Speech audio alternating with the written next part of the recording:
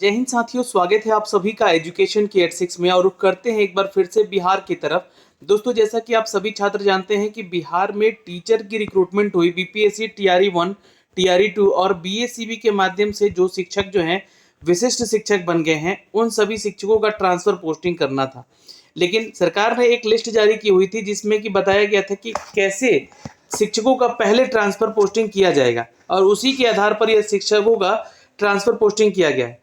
यानी कि जिसमें कि कोई असाध्य रोग से पीड़ित है शिक्षक, उसको ट्रांसफर करना है, पति पत्नी का ट्रांसफर पोस्टिंग करना है, वैसे शिक्षकों का ट्रांसफर पोस्टिंग करना है जो कि अपने होम डिस्ट्रिक्ट से काफ़ी दूर उनका ट्रांसफर हो रखा है। तो वैसी स्थिति में करीब 10,225 लोगों का यहाँ पर ट्रांसफर पोस्टिंग किया गया आज, यानी कि 24 मार्च को।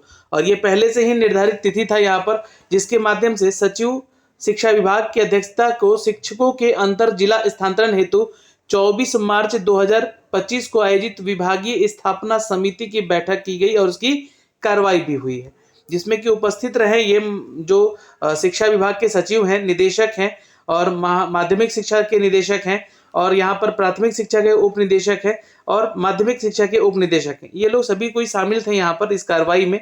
कार्रवाई क्या था यहाँ पर समझने की कोशिश कीजिएगा कि ज्ञापन संख्या 2035 के दिनांक 21/11/2024 और शुद्धि पत्र जो कि 21/11/2024 के आलोक में ही विशेष समस्याओं से ग्रसित ऐसे शिक्षक या शिक्षिका, यानी कि आप लोगों को कोई बीमारी थी, वैसे शिक्षक शिक्षिकाओं का स्थानांतरण करना था।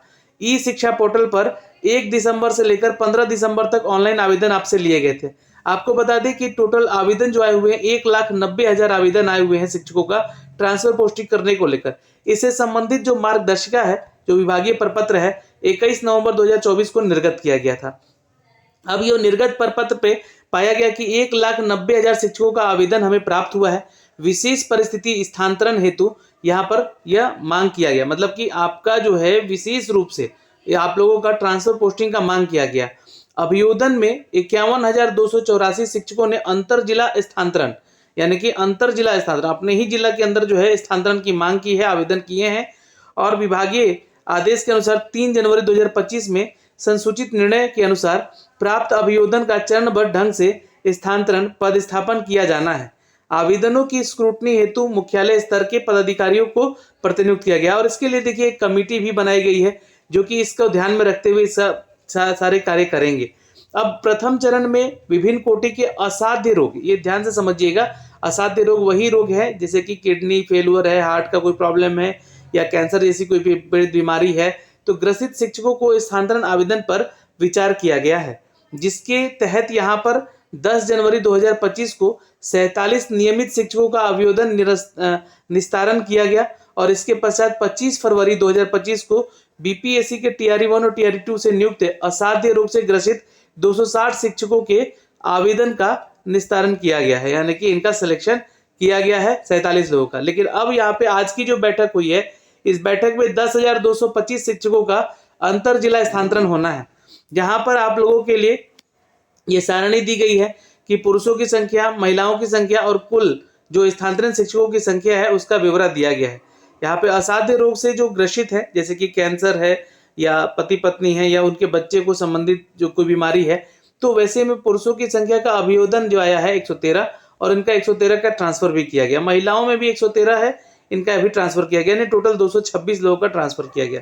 और जो गंभीर रूप से ग्रसित है, जैसे किडनी बीमारी है, हृदय रोग है, लीवर है या स्वयं पति पत्नी बीमार है यहाँ पे, तो ऐसे लोगों में 495 पुरुषों का आवेदन आया, इन सबका ट्रांसफर हो गया है। और महिलाओं में 442 आया, तो इन सबका ट्रांसफर हो गया है। तो कुल 937 लोग यहाँ पर हैं। दिव्यांग का भी, ऑटिज्म जैसी बीमारी का भी दिव्यांगता से संबंधित है, या विधवा या परित्यक्त है उनकी भी, और यह पति के पदस्थापन को लेकर भी यहाँ पर जो जानकारी दी गई। तो जो विधवा परित्यक्त है और पति का पदस्थापन है, इसमें तो कोई भी पुरुषों का यहाँ पर आवेदन नहीं आया था, इसलिए यहाँ पर इनका कोई भी ट्रांसफर नहीं किया गया। लेकिन महिलाओं में ऐसे थे लोग 516, इनका ट्रांसफर कर दिया गया है। और पति के पदस्थापन के आधार पर जो है 5,288 है और इनका ट्रांसफर भी किया गया है, जो कि यहाँ पर 5,288 लोगों का ट्रांसफर किया गया है। अब यहाँ पे पत्नी के पदस्थापन के आधार पर जो है पति का ट्रांसफर नहीं किया गया है, ये ध्यान रखिएगा पहली चीज। और इसमें 10,225 लोगों को शामिल किया गया, ठीक है। ये जानकारी आई है और जो कि अभी अभी थोड़ी देर पहले इसका जो है प्रपत्र संलग्न करके सारी चीजें दे दी गई है, यानी कि लिस्ट भी जारी कर दिया गया है। तो आप लोग ई शिक्षा पोर्टल पर जाके इन सभी चीजों को देख सकते हैं कि आपका ट्रांसफर हुआ है या नहीं हुआ है। और इन सभी के लिए यहाँ पर अब यहाँ पे देखेंगे तो उपर्युक्त के परिप्रेक्ष्य में अंतर जिला स्थानांतरण आवेदन पर विचार करने के अभिमत गठित तथा यहाँ पे निम्न निर्णय लिए गए हैं। जैसे कि समिति के द्वारा, यानी कि कमेटी बैठाई गई थी, उस कमेटी के द्वारा ही विशेष परिस्थिति में इन 10,225 अंतर जिला आवेदन जो आवेदन आए हुए थे विचार किया गया है। सभी को ऐच्छिक जिला आवंटित कर दिया गया है, जिसकी सूची अनुगलंक 1 के रूप में संलग्न है। ठीक, उसका सूची दे दिया गया है, आप लोग उसको चेक भी कर सकते हैं। ये शाम 5 बजे अपडेट कर दिया गया है। सभी शिक्षकों का स्थानांतरण उनके द्वारा ई शिक्षा पोर्टल पर कर दिया गया है। वो घोषणा डिक्लेरेशन के आलोक में किया गया है और स्थानांतरित सभी शिक्षकों को निम्न प्रकार के 2 शपथ पत्र ई शिक्षा पोर्टल पर अपलोड करना अनिवार्य होगा। तो 2 शपथ पत्र कौन सा है, तो वो भी सेलेक्ट करके दिया गया है, शपथ पत्र 1 और शपथ पत्र 2। शपथ पत्र 1 कहता है कि यदि शिक्षकों द्वारा शिक्षा कोष पोर्टल पर दिए गए अभियोजन एवं घोषणा पत्र में किसी भी प्रकार का गलत सूचना दिया गया तो उनके विरुद्ध नियमानुसार आवश्यक कार्रवाई किया जाएगा। ये आपको दिया गया है। ये इसके प्रारूप जो है अनुगलंक 2 में भी दिया गया है, जो कि मैं भी आपको दिखलाऊंगा। और सभी स्थानांतरित शिक्षकों को जिला आवंटित किया गया है, वैसे वे स्वीकार करते हैं। समिति के द्वारा उन्हें उनके द्वारा दिए गए विद्यालय विकल्प की प्राथमिकता के आधार पर विचार किया गया है, जो किया जाएगा। जहां प्राथमिकता के अनुसार रिक्त उपलब्ध नहीं है, वहां उसके निकटतम विद्यालय का, जैसे कि पंचायत या प्रखंड के पदस्थापन करने पर उसे स्वीकार होगा। तो ये भी दिया गया और इसके लिए भी एक अनुगलंक 3 दिया गया है। इसको आप लोग पढ़िएगा, उसको शपथ पत्र देना होगा। तो शपथ पत्र यहाँ पर दिया गया है कि कोई गलत जानकारी देकर अगर अपना ट्रांसफर पोस्टिंग किया है तो उनके ऊपर जो है कार्रवाई हो सकता है, कभी भी इसका जांच चलेगा। और शपथ पत्र 2 इसलिए देना है आपको यहाँ पर कि आप लोगों का अगर मान लीजिए कि आपका जो है जो अंतर जिला स्कूल नहीं मिला है, तो आपके पड़ोस के या फिर हो सकता है कि आसपास के जो पंचायत या प्रखंड है वहां पे पदस्थापन किया जाएगा, जो कि आपको स्वीकार करना होगा। यहाँ पे उपयुक्त दोनों शपथ पत्र उनके द्वारा ई शिक्षा पोर्टल पर भी अपलोड किया जाएगा। दोनों शपथ पत्र अपलोड करने के बाद ही विद्यालय आवंटन किया जाएगा। तो अभी स्कूल का आवंटन आप लोग का कब होगा, तो देखिए मैं आपको बता दूं कि अप्रैल महीना में आप लोग का होगा। ठीक है, और दोनों शपथ पत्र अपलोड नहीं करने पर संबंधित शिक्षक का स्थानांतरण स्थगित भी किया जा सकेगा। तो ये एक कारण है स्थगित होने का कि अगर आप लोगों ने ये दोनों शपथ पत्र नहीं दिया तो स्थगित भी कर दिया जाएगा। यह स्थानांतरण शिक्षकों द्वारा ई शिक्षा कोष पर अपने उनके द्वारा अपलोड अभियोजन में अंकित तथ्यों के आलोक में किया जा रहा है। भविष्य में यदि उनके द्वारा अपलोड किए गए तथ्यों और गड़बड़ी पाई गई शिकायत प्राप्त हुई तो विभाग के विरुद्ध भी उनको नियमानुकूल अनुशासनिक कार्रवाई भी की जाएगी। ठीक है, 10 अप्रैल 2025 से 20 अप्रैल 2025 तक ये जो है शिक्षकों का स्थानांतरण करके शिक्षकों का विद्यालय आवंटन कर दिया जाएगा। तो स्कूल आवंटन जो है, स्कूल अलॉटमेंट जो है आप लोगों को कब से किया जाएगा, तो 10 से 20 अप्रैल के बीच में किया जाएगा। यह स्थानांतरण शिक्षकों के ऐच्छिक स्थानांतरण माना जा रहा है और अंतर जिला स्थानांतरण के स्थिति में जो स्थानांतरित शिक्षकों का वरीयता का निर्धारण उसे कोटि शिक्षकों के संबंध में पूर्व से निर्गत प्रावधानों के अनुरूप नए जिलों में योगदान करने के पश्चात निर्धारित किया जाएगा। मतलब कि वो जो है शिक्षक वहां पे जाएंगे वो किस तरह से सीनियरिटी होंगे कि जिन जूनियर होंगे, ये जानकारी आपको वहां पे जाने के बाद ही पता चलेगा, है ना। ये जानकारी यहाँ से दिया गया है। वरीयता के निर्धारण जो है वहां पे शिक्षकों के संबंध में किया जाएगा, जो वो निर्गत प्रावधानों के अनुरूप ही होगा, जो कि योगदान के पश्चात ही आपको निर्धारण किया जाएगा। भविष्य में छात्र शिक्षक अनुपात में असंतुलन की स्थिति में स्थानांतरित शिक्षकों को अनियंत्र स्थानांतरण किया जा सकता है। अब आगे चलकर ऐसा हुआ कि भविष्य में जो छात्र और शिक्षकों का अनुपात है उसमें असंतुलन अगर बना तो ऐसी स्थिति में जो स्थानांतरित शिक्षक है, जो आप लोग का ट्रांसफर किया गया है, उसमें जो है आप लोग का फिर से यानी कि अनियंत्र स्थानांतरण किया जा सकता है, कि मतलब देखा जा सकता है कि आपका ट्रांसफर वहां से हटा के दूसरी जगह भी किया जा सके। तो इसलिए इसको अभी एक तरह से हम कहें तो औपबंधिक ही स्थानांतरण हो रहा है।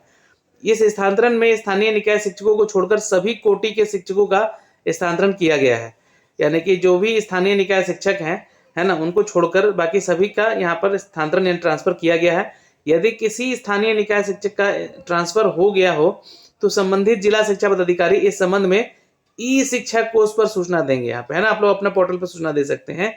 भविष्य में उनके द्वारा सक्षमता परीक्षा उत्तीर्ण करने के और विद्यालय में योगदान करने के पश्चात ही उनके स्थानांतरण पर निर्णय लिया जाएगा। तो ये जानकारी है यहाँ से कि अगर आपका यहाँ पर भविष्य में उनके द्वारा सक्षमता परीक्षा उत्तीर्ण हुआ है और विद्यालय में योगदान के बाद ही उनके ट्रांसफर का निर्णय लिया जा सकता है। ठीक है, तो किस शिक्षकों के लिए? तो ऐसे शिक्षकों के लिए जिनका ट्रांसफर नहीं हो पाया है उनके लिए। विभागीय कार्रवाई और निगरानी जांच, वित्तीय गबन, आच्छादित शिक्षकों के स्थानांतरण पर विचार नहीं किया जाएगा। इस कोटि में शिक्षकों का स्थानांतरण हो गया है तो संबंधित जिला शिक्षा पदाधिकारी ऐसे शिक्षकों को विरमित नहीं करेंगे। तो विभागीय कार्रवाई जिन पे चल रहा है या निगरानी में है वैसे शिक्षकों का ट्रांसफर अभी नहीं किया जाएगा। इसकी जानकारी जो है उनके जिला शिक्षा पदाधिकारियों तक सुरक्षित रखा गया। तो ये देख सकते हैं, ये आपका प्रपत्र है, शपथ पत्र है एक पहला, है ना। इसमें जो है कि मेरे द्वारा ई शिक्षा कोष पोर्टल पर दिए गए आवेदन घोषणा पत्र में किसी प्रकार की गलती पाई जाती है तो मेरे ऊपर नियमानुसार अनुशासनात्मक कार्रवाई की जा सकती है। अपना नाम देना है, विद्यालय का नाम और जिला का नाम यहाँ पे देना है और इसमें सिग्नेचर करके आपको आगे बढ़ना है। ठीक है, स्थानांतरण जो शपथ पत्र 2 है यहाँ पर दिया जाए कि स्थानांतरण के फलस्वरूप मुझे जिला आवंटित किया गया है वह मुझे स्वीकार होगा।